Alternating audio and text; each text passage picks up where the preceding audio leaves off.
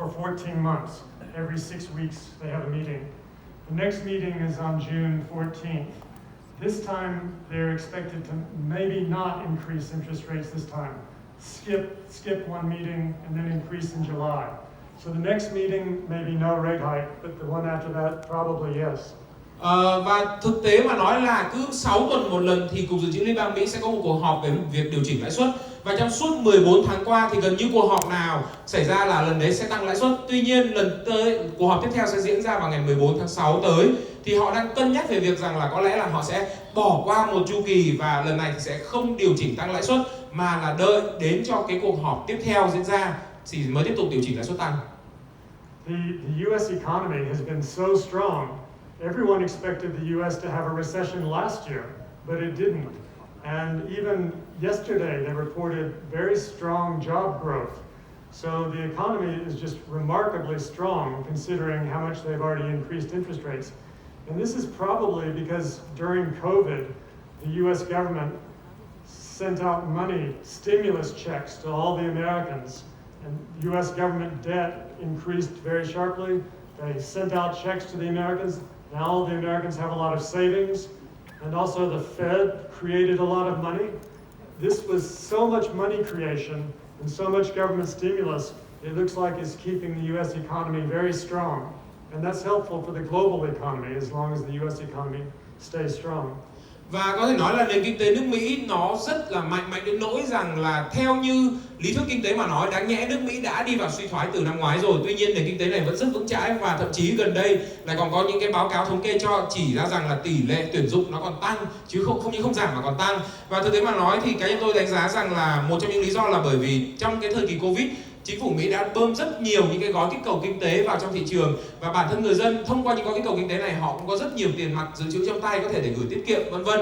Và cái việc mà những gói kích cầu kinh tế này được và tiền mới được in ra trên thị trường là thông qua việc chính phủ Mỹ đứng ra vay thêm nợ và họ đã có những cái khoản tăng rất lớn và bơm một lượng rất lớn tiền mặt vào thị trường. Và điều này là một phần giúp cho nó duy trì được sức mạnh của nền kinh tế nước Mỹ. Và nhìn chung mà nói thì việc mà thị trường Mỹ duy trì được sức mạnh của mình như vậy cũng rất tốt bởi vì kinh tế Mỹ ổn định nó trực tiếp ảnh hưởng đến sự ổn định của kinh tế toàn cầu. I went to US like just a few months ago in January and then in March I went to US again and so surprised the interest rate is very high but it's bustling. The airport, everyone is working, and you see the job report, they say they're increasing. So what happened? Why the interest is so high? And the economy is so booming, and I see people, it seems they consume more than before. Và tôi đã đến Mỹ từ năm ngoái và đến tầm tháng 3 vừa rồi tôi mới quay trở lại thì tôi cảm thấy rất là bất ngờ bởi vì tôi nhìn thấy ở sân bay rồi tất cả hàng quán mọi thứ người ta đều rất là tấp nập như thể như là chưa có chuyện gì xảy ra vậy. Thì ông cho tôi hỏi rằng là tại sao mà khi mà lãi suất tăng như vậy mà tôi nhìn nền kinh tế cứ như là nó đang ở giai đoạn bùng nổ chứ không phải là đang mấp mé suy thoái, thì ông có thể chia sẻ thêm về cái quan điểm của mình hay không? Well, I think the reason is probably because during COVID the government gave out $5 trillion of stimulus, and the central bank created $4 trillion of new money and just pumped it into the economy. This is the kind of stimulus that you get during a big war. And when you 5 trillion, that's 5,000 billion US dollar, right? And then 4 trillion is the Fed pump. New money to pump in the US. Mình hỏi câu hỏi là ở Mỹ, bác Richard Duncan nói rằng là có 5.000 tỷ được in ra trong mùa Covid và đồng thời là 4.000 tỷ nữa được đẩy vào nền kinh tế tiền mới được in ra ở trong mùa Covid. How about Europe? How much Europe they print the money? Not as much. Not as much. I see. Significant amounts, but not as much. I see. And the government didn't give out stimulus checks to the European people. So the economy there is not as strong as in the U.S. So only US they give the check to the people. Europe they don't give the check to the people. That's right. Có thể nói là ông Richard chia sẻ rằng là trong cái thời kỳ khủng hoảng thì nước Mỹ bơm ra 5.000 tỷ và các gói kích cầu kinh tế tổng cộng giá trị là 5.000 tỷ đô la. Và trong 5.000 tỷ này thì có 4.000 tỷ là tiền mới được in ra thông qua việc là Cục Dự trữ Liên bang vay thêm nợ và in thêm tiền. Anh Dương cũng có hỏi thêm là thế thì so với lại câu chuyện ở bên châu Âu thì như thế nào? Thì ông Richard trả lời rằng là bên phía châu Âu họ không có những cái việc mà bơm tiền kích cầu tương giống như là ở bên Mỹ. Vì vậy cái việc mà duy trì nền kinh tế ở bên châu Âu nó không được cái hiệu quả tích cực như Mỹ ở thời điểm hiện tại. This is truly a very, very, very large amount of money. It's the sort of money the government would spend during a big war. And when the government spends a lot of money during a war, that makes the economy grow very fast. And that seems to be what's happening now. The government has injected so much money into the economy that the economy is still very strong. Và có thể nói là cái số tiền lên đến hàng nghìn tỷ đô la bơm vào nền kinh tế này thường chỉ xảy ra trong thời chiến và thậm chí là những cuộc chiến phải rất lớn. Và đấy là những lúc mà chính phủ sẽ liên tục bơm tiền vào nền kinh tế để kích cầu sản xuất và tiêu dùng để mà có thể duy trì nền kinh tế. Và đấy là lúc mà thị trường nó sẽ bùng nổ. Vì với những cái chuyện đang diễn ra như vậy thì đấy cũng có thể là một trong những lý do vì sao mà nền kinh tế nó lại có thể mạnh mẽ đến như vậy. So if the interest rate in US they so high, so how it affect Asia, especially like for example Thailand and Vietnam? So how do you see affect with the interest rate go up so fast, and maybe it's go up, then how it affect to like Asia economy, especially like Vietnam and then Thailand for example? Where you stay? Và thế thì nếu mà với cái mức lãi suất của Mỹ cao như vậy thì ông dự kiến như là nó sẽ có ảnh hưởng như thế nào đến nền kinh tế châu Á nói chung, và cụ thể hơn là những quốc gia như là Mỹ, như Việt Nam hay là Thái Lan nơi ông đang sinh sống và làm việc. So, over the last 1.5 years, the interest rates have gone up from 0% to now 5%, and maybe they're going to go to 5.5%. Probably not. They may go to 6%, but probably not. So we're getting close to the end.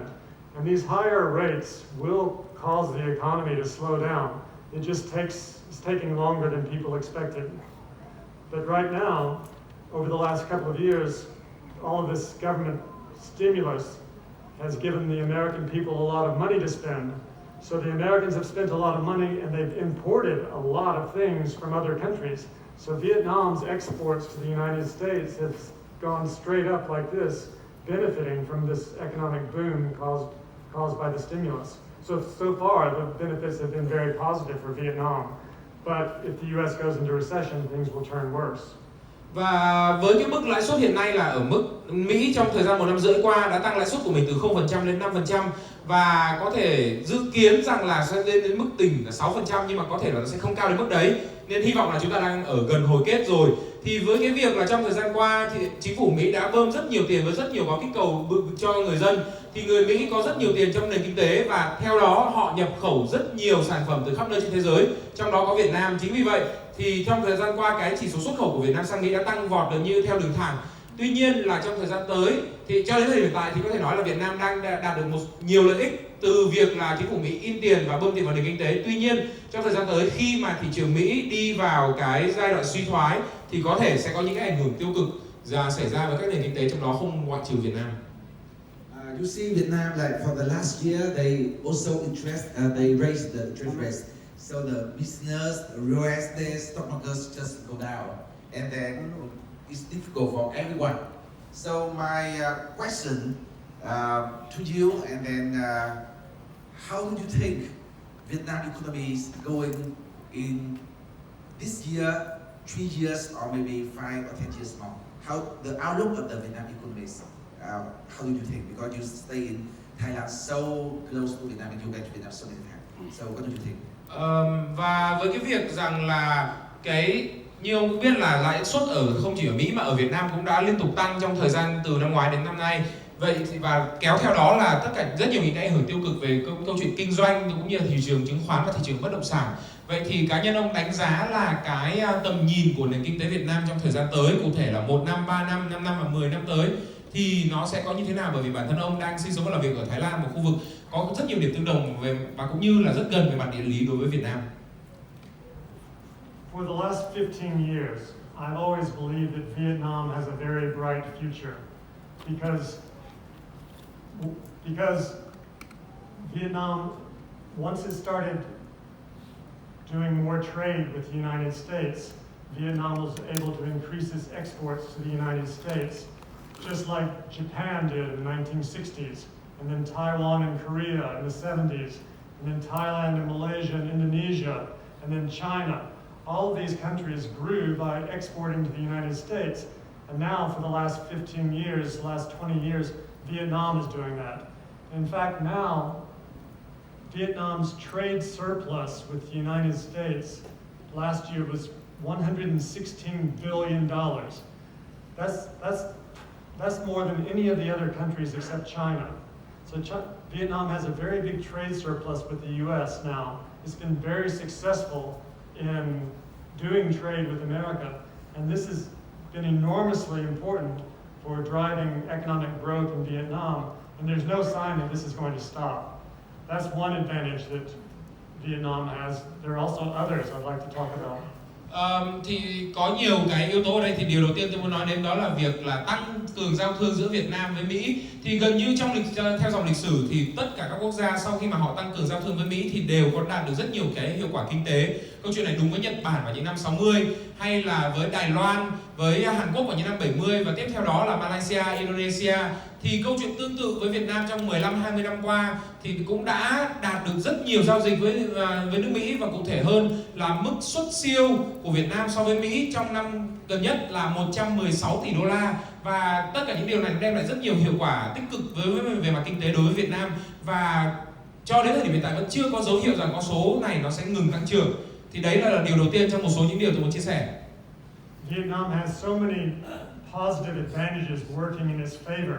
I mean, first of all, the country has a very large and growing population, right? 100 million people.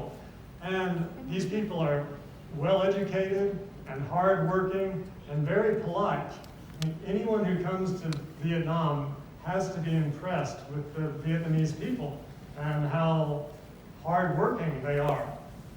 Và điều tiếp theo nữa là Việt Nam có một cái lượng dân số rất lớn và vẫn còn đang tăng trưởng. Việt Nam hiện nay có 100 triệu dân, và đây đều là những người có học thức và cực kỳ chăm chỉ. Có thể nói bất kỳ ai đến Việt Nam đều không thể không ấn tượng với con người Việt Nam ở đây về cái sự chăm chỉ cũng như là cái sự thân thiện của họ.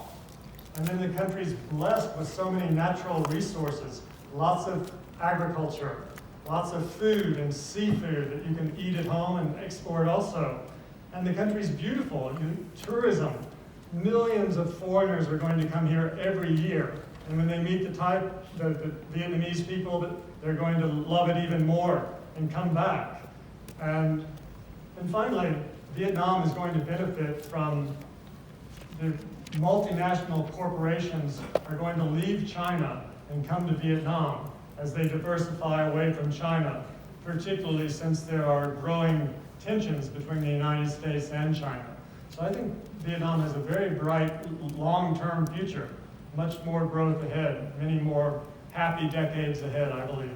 Và tiếp theo nữa là Việt Nam cực kỳ may mắn khi có rất nhiều nguồn tài nguyên thiên nhiên để mà phát triển nông sản và thủy sản, để các bạn có thể không những là ăn uống tiêu dùng trong quốc gia của mình mà còn dư ra để xuất khẩu. Và kèm theo đó là rất nhiều cái thắng cảnh đẹp, để mà hàng năm sẽ có hàng triệu người nước ngoài đổ về Việt Nam du lịch, và khi mà họ gặp gỡ giao tiếp với con người Việt Nam thì họ sẽ lại càng yêu con người Việt Nam, đất nước Việt Nam hơn, và càng muốn quay lại nhiều lần nữa trong tương lai. Và điều cuối cùng đó là Việt Nam sẽ nhận được rất nhiều lợi ích từ việc là những công ty đa quốc gia họ sẽ đa dạng hóa cái địa điểm phân bổ vật địa lý của mình, thay vì chỉ tập trung ở Trung Quốc, đặc biệt là trong bối cảnh là cái căng thẳng giữa Mỹ Trung và cũng như là giữa Trung Quốc và phương Tây đang càng ngày càng tăng cao, thì việc rất nhiều công ty đa quốc gia họ sẽ dịch chuyển, thay vì từ Trung Quốc mà họ sẽ chuyển sang Việt Nam chẳng hạn, thì nó sẽ là một cái lợi thế nữa. Và có thể nói rằng là với tất cả những yếu tố như vậy thì Việt Nam sẽ có một cái tương lai vài thập kỷ tới là sẽ còn rất tươi sáng và sẽ còn có những nhiều cái đợt tăng trưởng nữa. One question for you.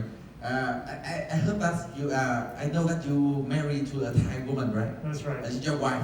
Yes. How long? We've been together since 1990, so 30 years, right? We've been married 30 years. Why don't you marry a Vietnamese? Any Vietnamese woman is cool, right? They say Vietnam right, work hard, they go life. Why don't you marry a Vietnamese? Anh Sơn có hỏi là ông đã kết hôn với một cô gái người Thái đúng không ạ? Từ bao nhiêu lâu rồi? Thì ông Richard trả lời là chúng tôi gặp nhau và kết hôn từ năm 1990 cho đến bây giờ là hơn 30 năm rồi. Thì anh Sơn mới hỏi tiếp là thế bây giờ ông bảo là Việt Nam tươi đẹp, con người Việt Nam thân thiện, Việt Nam kinh tế tăng trưởng trong vài thập kỷ tới sẽ còn liên tục phát triển, thế thì tại sao ông lại không cưới thêm cô gái người Việt nhỉ? Yes, you're right. I was married before I came to Vietnam the first time. That must be the reason. Lý do chính chắc là tại vì tôi lỡ kết hôn trước khi tôi đến Việt Nam lần đầu mất rồi thôi. Ok, đến một số câu chuyện cá nhân đúng không ạ? Tại vì là mình với cả Richard quen nhau rất là lâu.